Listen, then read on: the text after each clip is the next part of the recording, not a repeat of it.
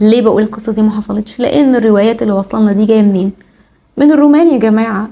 الرواية دي كلها مكتوبة من الرومان. هل تعتقد ان الرومان هيطلعوا نفسهم ضعاف؟ لا، هم عايزين يطلعوا نفسهم فوق البشر، فوق كليوباترا. ولما ما عرفوش ينكروا فكرة ان كليوباترا فعلا تحالفت مع قيصر وانطونيوس ماركوس انطونيوس، فخلوها بدل ما يقولوا بقى ان هي بقى عشان ذكية وان هي عرفت تخليهم يتفقوا معاها، لا دي ساحرة، دي مشعوذة. تخيل ان ناس زي يوليوس قيصر ماركوس انطونيوس اللي عمرهم ما شافوا ست اصلا بتفكر. يعني انت لو بصيت لتاريخ الرومانيين في الفترة دي تلاحظ ان هم الستات بالنسبة لهم وقتها كانوا اللي هو انت وظيفتك بتتجوزي وبتخلفي وبتاخدي على دماغك، بتتجوزي وبتخلفي وبتاخدي على دماغك. اما مصر فكان في الوقت ده شيء عادي جدا ان ملكة تحكم، ده كان شيء متعارف عليه. في لاحظ الفجوة الفكرية ولاحظ الفجوة الثقافية. عايزة مصر تبقى عندها اكتفاء ذاتي من كل المجالات وتبقى دولة عظمى.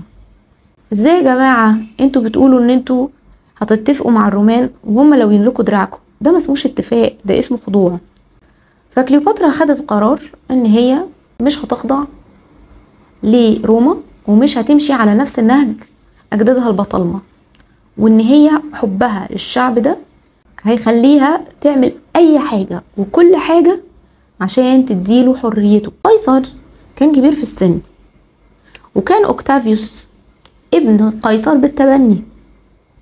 معنى كده ان فرق السن ما بين قيصر واوكتافيوس كان كبير جدا. قيصر ما شافش بس كليوباترا كحاكمة لمصر، شاف قبلها ملوك تانيين، بالتالي اللي بيحصل ده بالنسبة له كان جديد، وعزة النفس الجديدة اللي واقفة بيها كليوباترا قصاده مش متعود عليها. اما اوكتافيوس فهو كان صغير في السن، بما معناه ان هو ما عاصرش حاكم لمصر غير كليوباترا. ازاي انا مش عارف اسيطر على البلد دي؟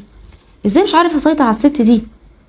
واكبر دليل على كده ان هو بعد وفاة كليوباترا، وانا مصممة اقول وفاة كليوباترا مش انتحارها، انها ما انتحرتش، ان هو صك عملة رومانية وكتب عليها عبارة غريبة جدا تدلك على نفسية البني ادم ده. كتب: سقطت مصر. بس ان انت تخلي عملة بلدك مكتوب عليها اسم مصر فده معناه ان انت مش مصدق نفسك ان انت عرفت تعمل كده. فده برضه يوريك الست دي ازاي كانت قوية جدا لدرجة مرعبة.